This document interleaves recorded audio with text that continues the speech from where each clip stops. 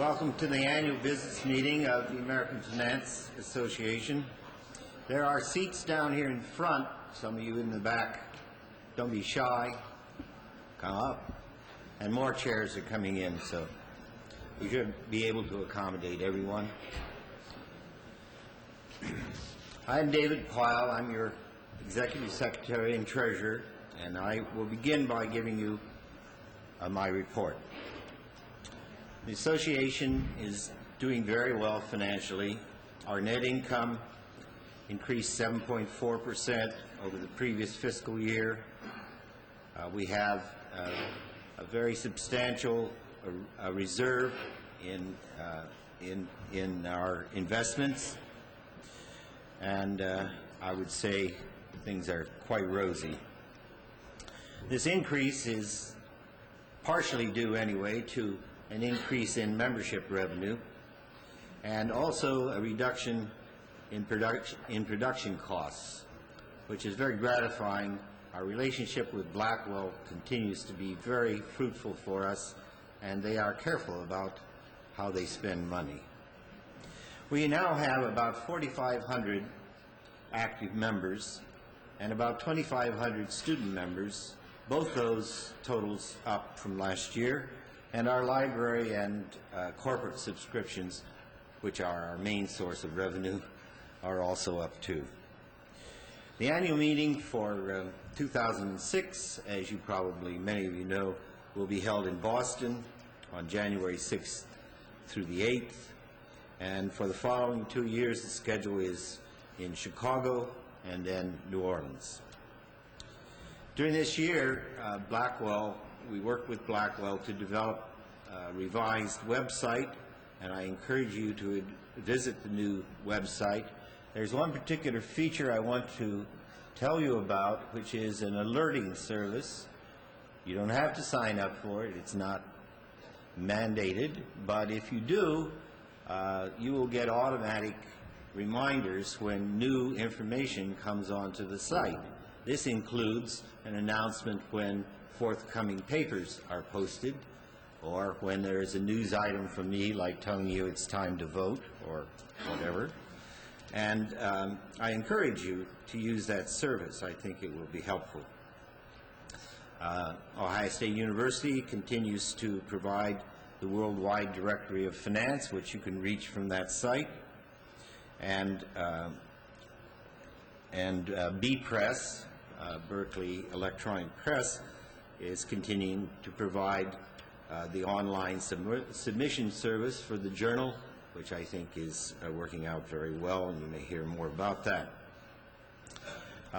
The program management system has been at Haas School of Business and with service from the Departmental Technical Services at Berkeley.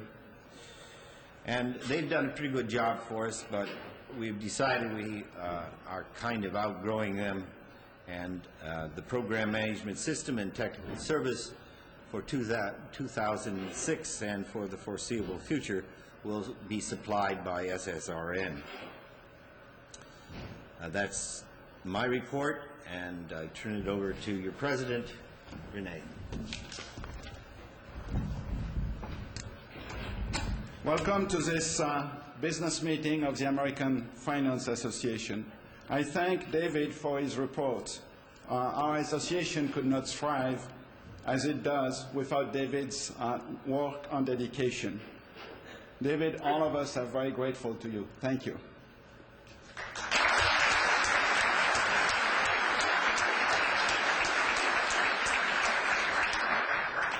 At last year's meeting, you were told that the association started a history program, and at that point we decided to have a pilot project, and I'm happy to report at this point that the pilot project worked extremely well. And within weeks you will be able to watch on our website interviews conducted by Steve Buser of Bill Sharp and Harry Markowitz. I have seen parts of those interviews, and they will be a treat for all of us. We have decided to go forward with this project, and we look forward to seeing additional interviews. The project is much less costly than we anticipated. Dimensional Fund Advisors has offered to produce the interviews at no cost to us. We therefore have a first-rate professional team producing the videos at a cost we can well afford. We are extremely grateful to the AFA for this help and to Steve Buser for his efforts in his position of AFA historian. We also had an election in 2004. I congratulate Ken French for his election to the position of Vice President. We have 3 new directors, Mark Greenblatt, Ken Singleton, and Luigi Zingales. I congratulate them on their election. The unexpired term of Ken French as a director will be filled by Andrew Caroli. I am grateful to all the candidates for participating in this election and thank the retiring directors for their service. The retiring directors are Darrell Duffy, Ravi Jagannathan, Maureen O'Hara, and Sheridan Titman. As you know from David's report, the association is taking more money in than it knows what to do with. The board decided last night to cut membership fees. The regular membership...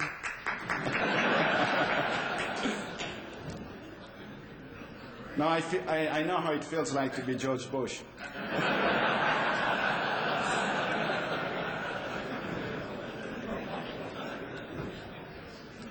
So the regular membership fee will fall from $80 to $40, and the student fee will fall from $25 to $10.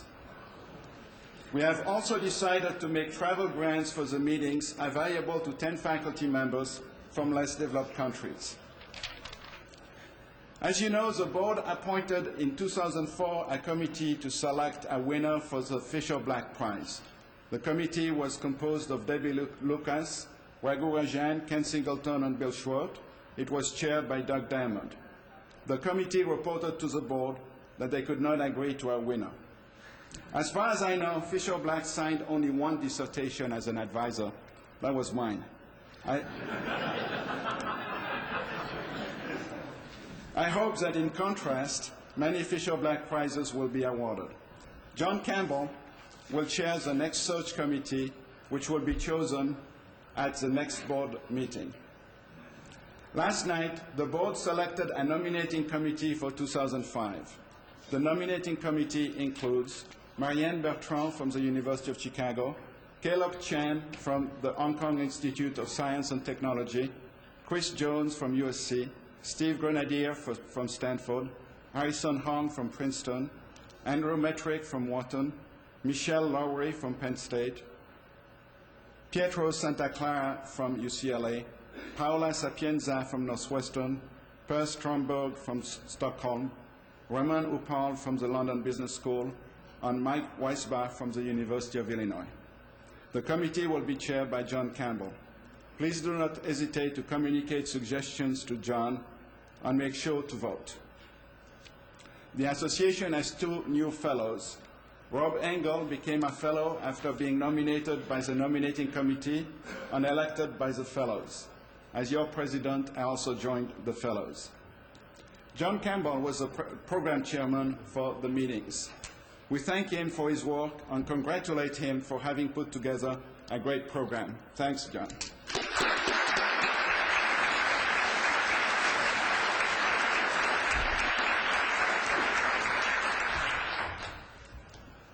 Well, I'd like to begin by offering my thanks and those of the AFA to the members of the program committee. I won't read their names, but you'll find them in the program as session chairs. And the quality of the program depends almost entirely on their good judgment and hard work. I also acknowledge the key role of David Pyle, who every year has to start again and train a novice program chair, which he did with unflagging cheerfulness and efficiency. And I'd like to thank Ann Richards of the Harvard Economics Department, who took this job on as a special project. Once again this year, the number of submissions set a record. Over 1,000 papers came into the AFA website, After eliminating a few duplicates and papers that had already been accepted for presentation at the WFA meetings, the Program Committee reviewed 987 papers. This is an increase of 12% over last year, which was itself a record. Thanks to an increase of 2 in the number of sessions allocated to the AFA, and thanks to the decisions of the Program Committee members to schedule 4 papers in many of our sessions, we were able to accept 158 papers and keep the acceptance rate close to last year's figure at 16%. Next year, the session allocation to the AFA will increase by a further 2 sessions, which will help us as we try to keep up with the increasing number of submissions. This year's Program Committee is a diverse group. It consists of 45 members from 28 universities in the US, the UK, and Canada, as well as the Federal Reserve Board, the Federal Reserve Bank of Philadelphia, and CEMFI in Madrid. The 45 sessions that were organized by the committee contain only papers that were submitted in response to our call for papers. The quality of those submissions was extremely high, which forced the committee members to make some tough decisions, but allowed them to remain within the pool of submissions. Next year's program will be organized by Rick Green, as David Pyle mentioned, Rick will use a new electronic conference management system provided by SSRN. The AFA invites you to submit papers after January 15th and up to the deadline of March 15th. You should do this through the main AFA website, as this year's program site, hosted at Berkeley, will no longer be operative. So with that, we turn to the editor of the Journal of Finance, Rob Stambor, who will report on the journal for the year 2004.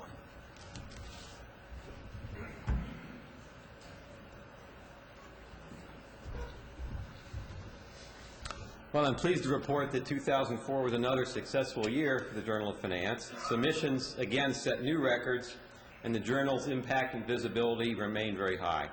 During 2004, the Journal of Finance published 90 articles and received 1,255 submissions. There were 1,020 newly submitted manuscripts, marking the first time that number topped 1,000. Clearly, the journal remains highly selective, publishing less than 1 of every 10 new submissions received. The authors of the 90 articles that appeared in 2004 have primary affiliations with 89 different institutions. The institutions with the most JF authors were NYU and Duke. The journal's published articles in recent years have again been highly visible. As reported by Thomson's ISI Web of Knowledge, the articles published in the journal during 2001 and 2002 were cited an average of 3.3 times per article during 2003. This impact factor ranked the journal second among business and finance journals, behind the Journal of Accounting and Economics, and fourth among all economics journals. The transition from the previous editor has continued smoothly. Last year, Rick Green made 84 editorial decisions on papers that he had handled previously, and he is still handling some papers as we move into 2005.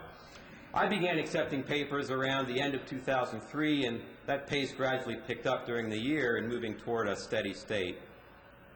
The April 2005 issue will be the first to contain articles that I've accepted, with 4 in that issue, and about half of the June issue will contain articles that I've accepted, and then that fraction should increase during the remainder of 2005. Our typical lag from acceptance to publication continues to run somewhere around a year or so. Well, again last year, the journal relied on well over 700 referees. Turnaround in 2004 remained good, virtually unchanged from previous year, with more than 70% of the editorial decisions made in less than 60 days and fewer than 10% taking over 100 days.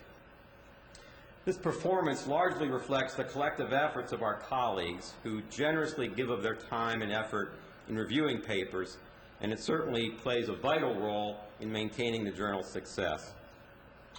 The journal's online system for handling submissions and reviews seems to be functioning well, and our editorial office continued to work with BE Press during the year in making additional tweaks and improvements. The associate editors have continued in their role begun last year, giving me preliminary assessments of papers, potential suitability for the journal, and suggesting referees. I continue to make the editorial decisions once referee reports are submitted, but occasionally I consult with associate editors at later stages as well. I believe the associate editors' contributions to the editorial process are extremely valuable, and their hard work is very much appreciated. Well, it's now my pleasure to turn to the awarding of the journal's Best Paper Prizes, which are selected by the associate editors. The eligible articles for the 2004 prizes are all those published in the 6 issues from December 2003 through October 2004. The Smith-Breeden Prizes, awarded for articles in all areas except corporate finance, consist of one first prize, which comes with an award of $10,000, and 2 distinguished paper awards of $5,000 each. The Brattle Prizes are awarded for articles in corporate finance and consist of one first prize with a $10,000 award and 1 distinguished paper awarded $5,000. Here to help me present the awards are Doug Breeden, representing Smith-Breeden, and Stu Myers and Michael Vilbert, representing the Brattle Group.